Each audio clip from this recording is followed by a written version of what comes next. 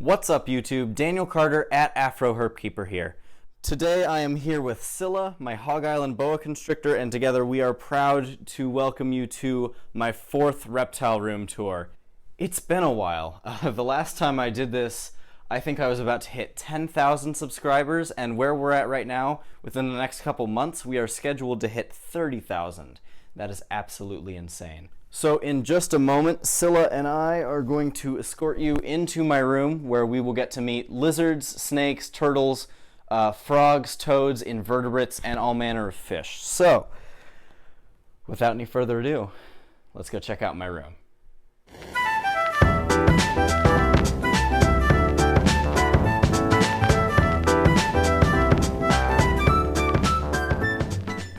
It has been a long time since any of you guys have seen my room. I think the last tour was in December, so I think it's about time to get a new look. Without any further ado, I am proud to present the current reptile room of Afro Herpkeeper. Starting on the far left of my room, we've got my stack of vision cages. At the bottom you can see there is Blue, my Argentine Tegu, and on top we have my 2 constrictors. Moving over to the dresser, we have Spike, the bearded dragon, and over past her we have all of my arboreal geckos, my blue-tongued skink, down below them amphibians, fish, invertebrates. On the bottom shelf here we have a hognose snake, over here a couple garters and a banded gecko, and on the far right here some razorback musk turtles, as well as a 3-toed box turtle up the hall. We're going to be going through all the animals one by one, but I think we're going to start with Blue, because he's the biggest, he may or may not be my favorite, and he's the most destructive. I just cleaned his cage, and he's already messing it up again, so we've got to get his filming out of the way before he does anything that makes it look horrible. This big guy has become a bit of a nuisance lately, as evidenced by the lock I have on his cage. A lot of people consider these to be the smartest species of reptile in the world, and it shows. Somehow he learned to open the door of his cage. It's a bit hard to see, but I've got this bit taped shut. The only door that opens now is this one, and it's got a lock on it at all times. But this is Blue. Apart from being a bit mischievous, he is pretty much my favorite animal in here. He is a gorgeous, big, male Argentine black and white Tegu. Now, this particular animal is actually considered to be an invasive species in southern Florida in the Everglades, and that is actually where I caught him. I caught Blue here somehow on vacation. I was walking in the woods near Homestead, Florida, where these guys are known to be very prevalent, and he appeared out of nowhere. Somehow I managed to snag him. I got him into a pillowcase and brought him back to the car. He rode all the way back to Texas in an ice box, without any ice, of course. As much as Blue does want to come out right now, I have a lot more animals to get to, so I will go over his setup real quick. Blue is in a pretty large Vision brand cage, which is basically just a fiberglass cage with sliding glass doors. He's just going to go over there for a bit. I'll get him in a minute. As his substrate, Blue has a mixture of cypress mulch, organic potting soil, and coconut coir. This mixture holds humidity pretty well, and it promotes natural behaviors such as digging. For his hides back here, he's not too picky. I've got a couple real big cork tubes in there. I've got a few pieces of grapevine, some fake plants in here, and he's got a big water dish right here, which needs to be cleaned, admittedly. In the back there, he's got a heat lamp on a thermostat, which means that it will turn off when it gets to a certain temperature. And over here, he's got an 18-inch Reptile UVB bulb. Just above Blue's tank, we have my 2 constrictors. The one in the bottom is a Hog Island boa constrictor named Scylla. You can see her right in there. She's got a fairly simple setup. It's another vision cage, but it is quite a bit smaller than Blue's. As substrate, she has a pretty similar mixture, just coconut coir and cypress mulch. Over there, she has a ceramic water bowl. In the back, she has some grapevines and a half log. And over here, she's got a little white cave, which is her usual hide. Underneath that, she has a heat pad, which keeps her warm at all hours of the day. I am going to get Scylla out real quick just to show you guys, because she is a gorgeous snake. And here she is. Though Scylla here is technically a dwarf subspecies of boa constrictor, she is still getting quite large. This snake is reaching about 5.5 feet. Though she may look threatening to some, she is an incredibly docile snake. She is perfectly fine with being held. I bring her to events all the time, and she is really a great ambassador for all snakes. She would be perfectly happy nesting in my hair for the rest of the tour, but we do have other things to see. So Scylla here is going to go back into her enclosure. Just above Scylla, we have my second constrictor, and she is a blood python named Kosho. Now, she's under here somewhere. I'm not certain exactly where, and she is a little nippy at times, so this will be a bit of a leap of faith. I see a snake. There she is. Ooh, and she's in shed. Exciting. I have successfully uncovered the python. So, this here is Kosho, a very beautiful blood python who just happens to be in shed right about now. I'm not going to take her all the way out because she is a little testy, though as I said, she's not full grown. She is still a pretty hefty snake. This species as adults can reach up to 6 feet long and about 25 pounds. Kosho probably has the simplest enclosure of any of my snakes. For her hide, she only really has one. She's got this big black box which she will return to when I'm done filming. As her substrate, she has just a pile of sphagnum moss, which holds humidity very well. Right here, this thing that she's turned over, this is a humidity monitor. This species, as you may have guessed, does require pretty high constant humidity, and so that's why I keep this and the sphagnum moss in here. Over to the side here, we've got her water dish, always full. Now both Scylla and Kosho eat one medium rat once every week or two. When Kosho gets larger, I will be upgrading her to large, maybe even extra large rats. Blue mainly gets a diet of ground turkey, cooked eggs, occasionally wet cat food, chicken, fish, and oftentimes berries or bits of fruit such as mango. Past all these things to the right is my dresser, and sitting on top of it is Spike the bearded dragon. Now, Spike here is one of my rescue beardies, one of 2 animals I took in from a family last December. The other animal, Lizzie, lives at the Lago Vista Elementary School as of right now, and she does a very good job educating kids over there. Spike, however, had issues with parasites and lack of appetite, some poor eyesight issues, and so she stayed with me in this 40-gallon bioactive setup. You can see she is quite bitey and not very picky when it comes to fingers or insects. Cheeky little lizard. Look at that. So Spike here resides in a 40-gallon breeder setup. The tank is, as I said, a 40-gallon breeder. Over here is her basking spot consisting of a few bricks. Down here are some fake succulents just scattered around to give it a bit more of a natural look. And around the tank she's got a few pieces of local driftwood that I found, salvaged, and cleaned. These make great perching spots. She's got a little burrow under there. And that brings me to her substrate. A lot of people don't like keeping their beardies on a substrate like this, but I find that it really stimulates their natural behaviors. It allows them to, as evidenced right there, dig burrows, and I just think it's good for them overall. Spike here is fed in a separate container so that there's no risk of her really eating any of the dirt. And of course, as with most animals, she does have a pretty sizable water dish over here, just in case she needs to drink something. And up here she has a Repti basking spot lamp, and another 18-inch ReptiSun UVB bulb. To the right of Spike here is the fixture that stands out most prominently when you enter my room, and that is my storage shelf. This thing is a 7-foot tall, 7-foot wide industrial storage shelf sold by Home Depot. I don't know the exact name, but every shelf can hold upwards of 1,000 pounds. So starting in the upper right corner are all of my arboreal geckos. In these 2 tanks are my gold dust day geckos, and over there is my crested gecko. In these 2 tanks I have 2 adult males and 1 adult female, and in the cups I have 4 hatchlings. Down here I have 2 more eggs. So I'm going to open the setup on the right, and I will show you. Right here they've got a snake plant. In the back right there they've got a tillandsia. This is their favorite hide. It's a little bamboo, just a cut piece of bamboo. I got it from triplelreptile.com. And these are, I should mention, all 3 of them are Exoterra tanks. These 2 are 12 by 12 by 18, and that one is 18 by 18 by 18. In addition to that, the geckos do have some pieces of cork bark in there, and they are on a substrate of coconut core. I'm going to grab the largest baby to show y'all, and she, or he, I'm hoping for a she, is in this little tube. As I said, this is the largest of the babies, and if you take a look at her, she is gorgeous. She's getting a bit chubby, which is good because it means I'm feeding them right. And this one in particular, you can see it's got a bit of a blue behind there. I think that may be a trait that was passed on to it from her father.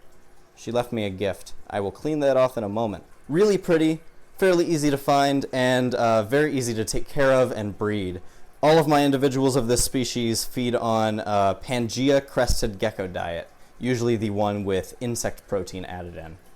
As was evidenced by the gift she left me, I think this girl is clearly ready to get back in her cup and back into her enclosure. These guys will be sold off at some point unless I get any adult females, in which case I will pair that one with my lone adult male. To the right of my breeding colony is my single crested gecko. Her name is Lemonhead, and if I'm not mistaken, she is nesting right here on the back of this leaf. Here she is.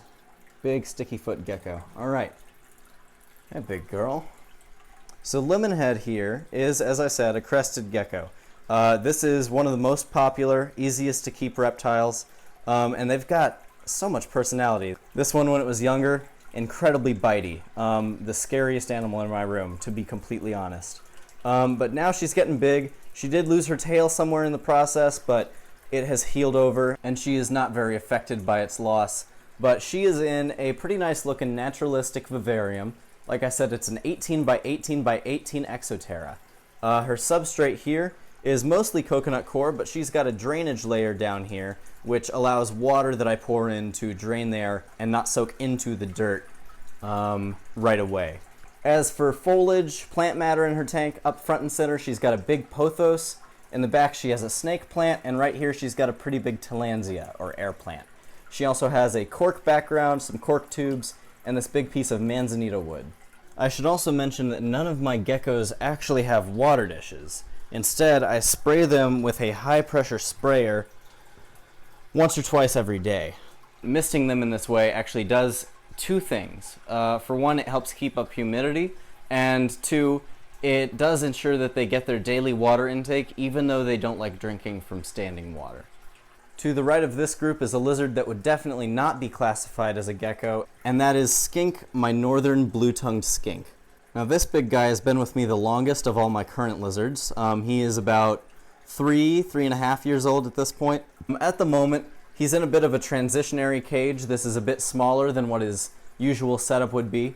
He has a few pieces of cork bark to climb on. He's got a heat lamp up there, pretty similar to the one the bearded dragon is using. Some fake foliage back here, a cave, a pretty big water dish, and as substrate he has coconut coir and organic potting mix. He is a gorgeous lizard. You can see that bright blue tongue. That's a defense mechanism in the wild.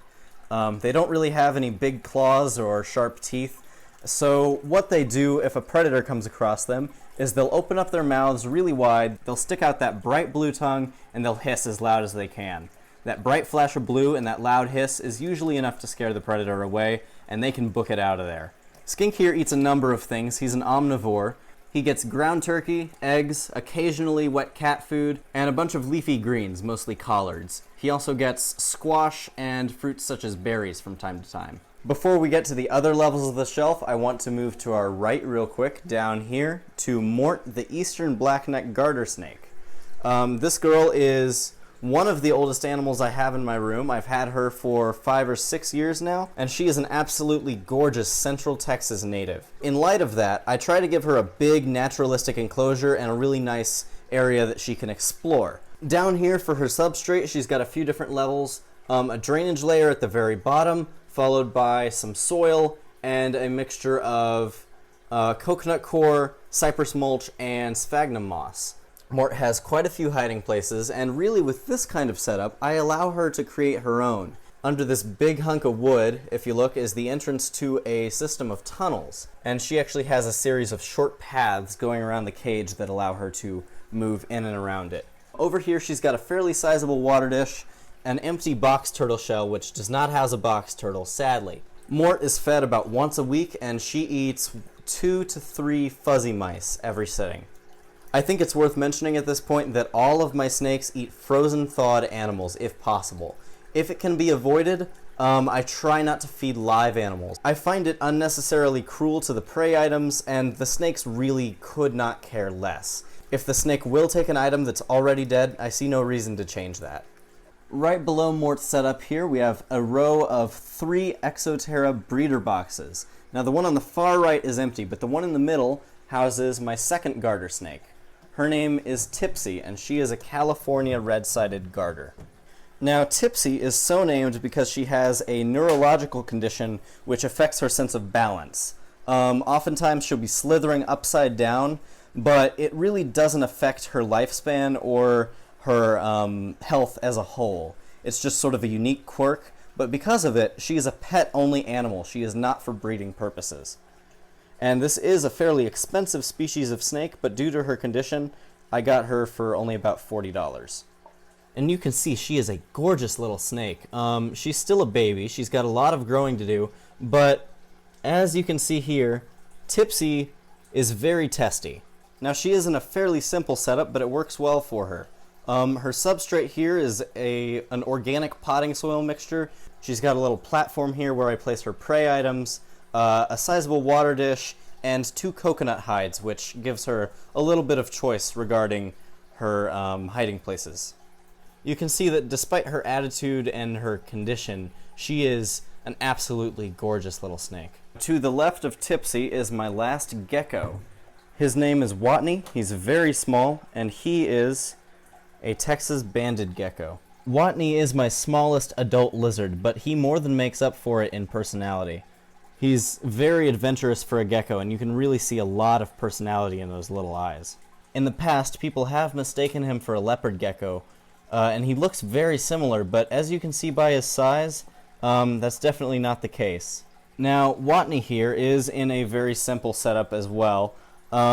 He is on, I want to say this is Zoomed brand sand. For hides, he's got a little half coconut here, he's got a piece of cholla wood, and he's got a couple little slate tiles which he is able to crawl underneath. He feeds on pinhead crickets and baby dubia roaches once every, I'd say about twice a week, and he gets misted about twice a week as well.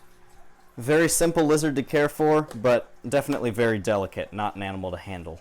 With all these guys out of the way, I'm going to be moving back left to the bottom shelf of my storage rack, and down here is an animal that was featured in one of my latest videos. This cage contains the eastern hognose that I caught in a separate video. Now, my capture of this animal actually incited a lot of debate in the comment section of the video he was featured in. Some commenters believed that I should release him, some believed that I should keep him. So what I did was I reached out to some experts in my area, people who have been working with and relocating native snakes for years or even decades. And the general consensus among them was that if this snake does well in captivity, if it feeds and feels at home, then it's not a huge deal to maintain it in a naturalistic setup and use it as an educational animal and sort of an ambassador for its species.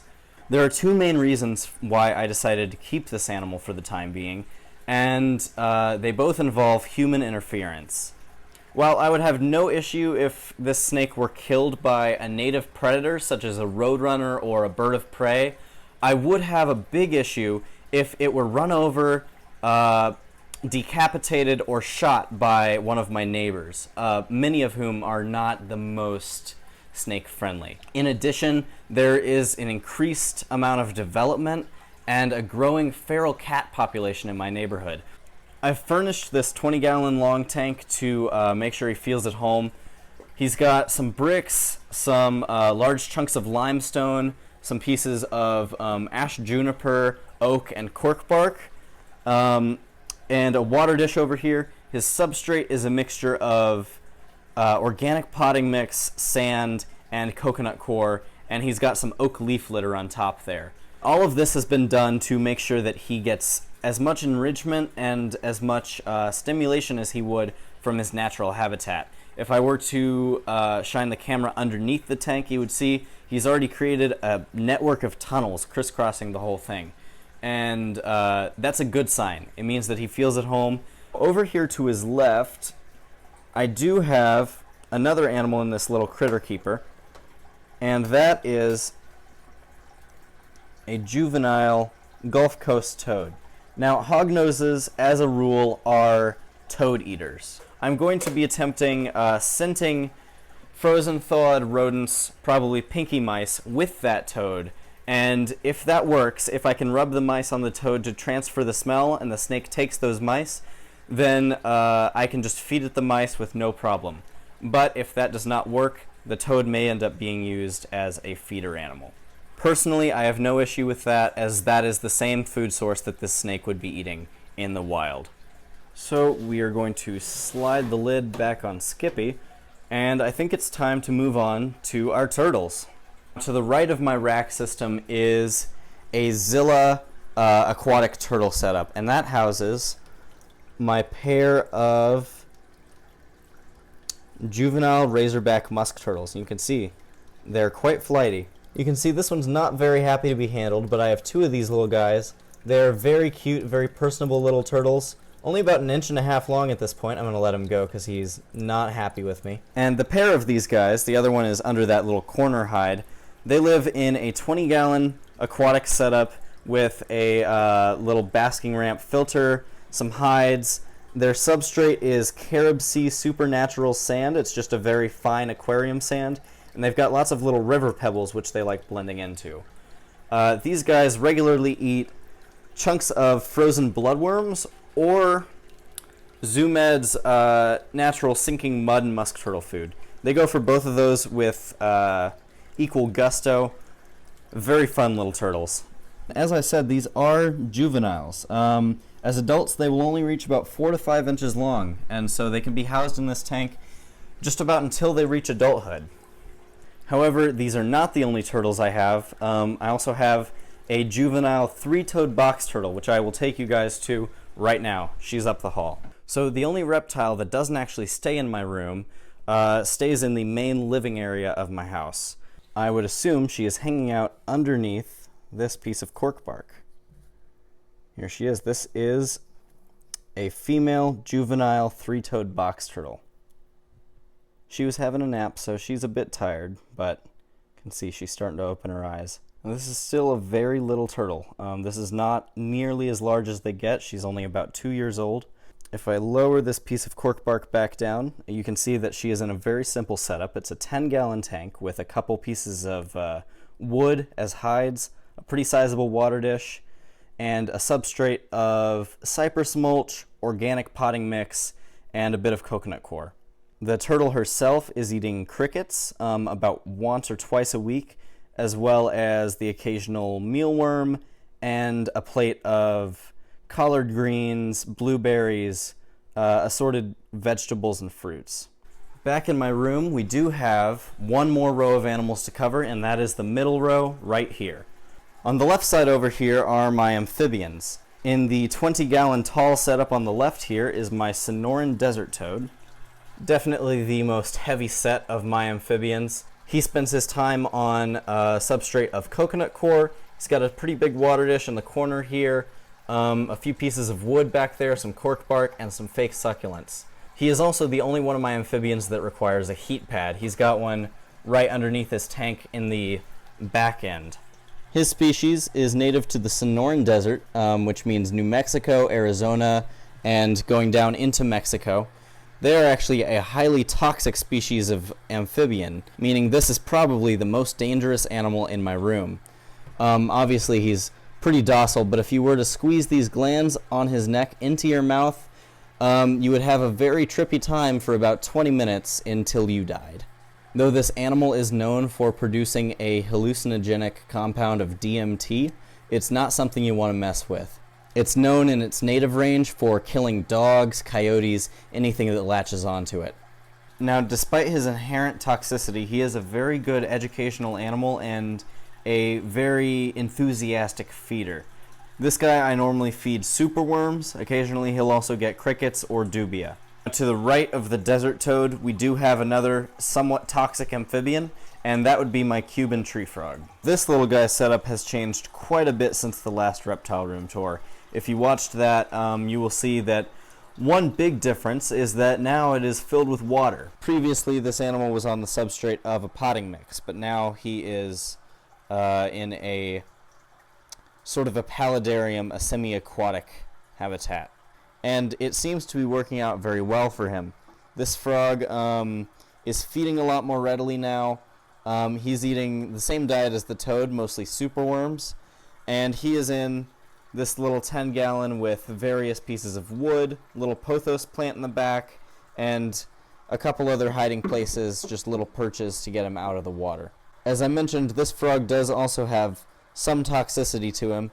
If you were to pet this animal and then rub your eyes, or any other mucous membranes, you would not have a fun time.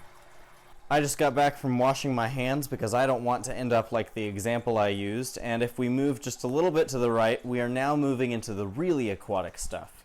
I have one more frog in here, and she is an adult female African clawed frog.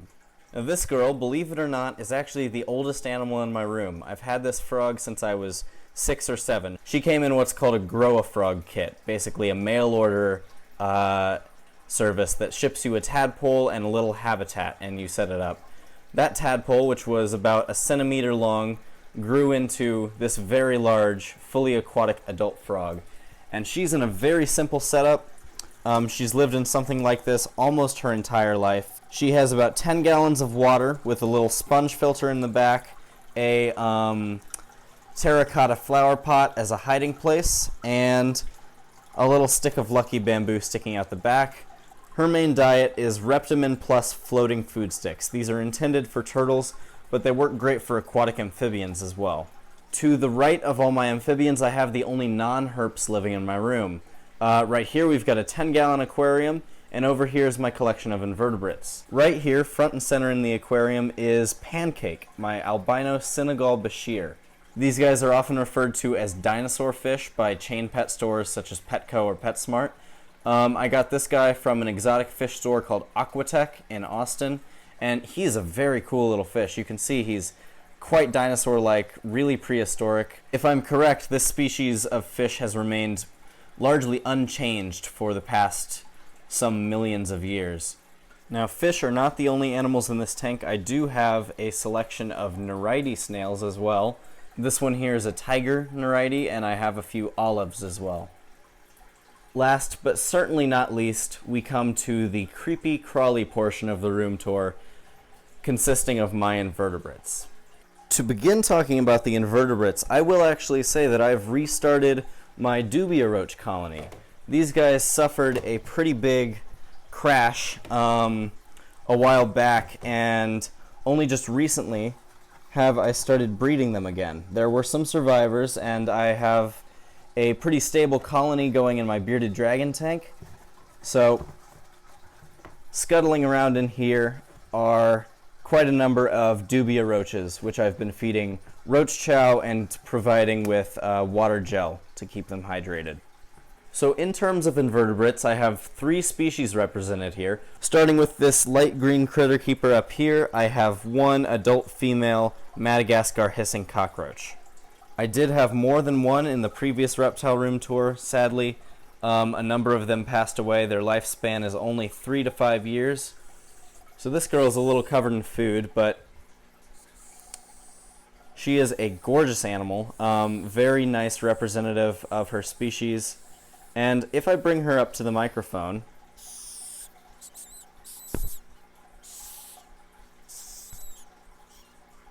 you can certainly hear where she gets her name.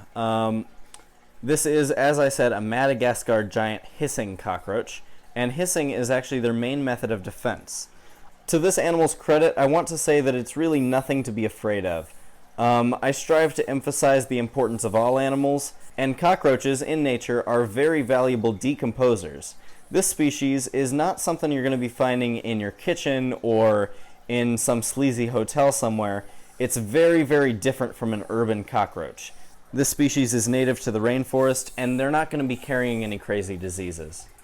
This girl, along with my dubia roaches, gets her nutrition from a roach chow mixture and her moisture from water gel crystals, which are a sort of plastic compound that absorb water and act as a bit of a sponge that they can drink out of. So underneath this girl are my pair of Sonoran desert millipedes. You can see one out front and center right there. Here are both of them. You can see they're a nice rich chocolate brown color. Very cool looking animals, especially when they curl up like this. This is a fairly sizable millipede. I would say they're both about between 5 to 7 inches long. And these are a species native to the same place as the Sonoran desert toad. So Arizona, New Mexico, far west Texas, places like that. These two spend their time in a critter keeper with a few bits of dried moss, some cork bark, and a mixture of dead oak leaves and organic potting mix. They're both misted every so often, and they do receive some of the same water crystals as the roaches. They're feeding on, well, for one, the dead leaves and things in there, but also bits of apple, bits of collard green, just pretty regular table scraps. So fairly easy to take care of. To the right of these two animals is my most recent addition. By the time this is released, I will have uploaded a video 2 days ago about this girl, and she is an absolutely beautiful Chilean rosehair tarantula. I'm going to see if I can get her out real quick. She is a very docile spider. This species, as a rule, is really not much of a threat to humans and tends to be pretty tolerant of handling. She is a fairly sizable spider, not huge by tarantula standards, but still definitely up there. Really beautiful animal. I've only had her for about a week as of the day of filming, but she is doing pretty well. I've got her on about 4 inches of coconut coir, sand, and organic potting mix, with a few pieces of cork bark and some wood mixed in. The hope is that she will lay down some webbing, sort of connect all this and make it look real nice. But in terms of feeding and watering, she's going to be misted about 3 times a month, and she is going to be fed crickets, dubia, superworms, whatever suits her fancy at the time of feeding. Now, if you're especially observant, you've probably noticed all the blank and repurposed space in the front of my room. And this is the area where I used to have an adult female Russian tortoise and a rat in a large 3-story cage. Now don't worry, Wirt and Gus are perfectly fine. Wirt is living in a large outdoor pen, and Gus is living in the same cage but with another rat and a bit more human attention. So both of them are in good health, no need to worry about them. Now, sadly, meeting the last of the invertebrates means that the room tour is drawing to a close and that we have seen just about all there is to see in here. I want to thank you guys again, as always, so much for watching and for your continued support. It really, really means a lot. As I said, we've gained almost 20,000 subscribers since the December room tour, and that is absolutely incredible to me. It's equal parts humbling and inspiring to know that so many people want to see the kind of content I produce. So, if this is your first time watching and you'd like to see more of the content I make, more reptiles, more amphibians, care guides, feeding videos, unboxings, DIY setup videos, all sorts of herping, catching different animals. If you're into that kind of thing and you'd like to see more, feel free to subscribe or sign up to be notified whenever I upload a new video. In addition, if you liked the video, feel free to leave a like. If you have any questions, feel free to ask in the comment section below. I try to get back to as many as possible. And yeah, I think that's just about it. Thank you guys so much for watching, and I'll see you in the next video.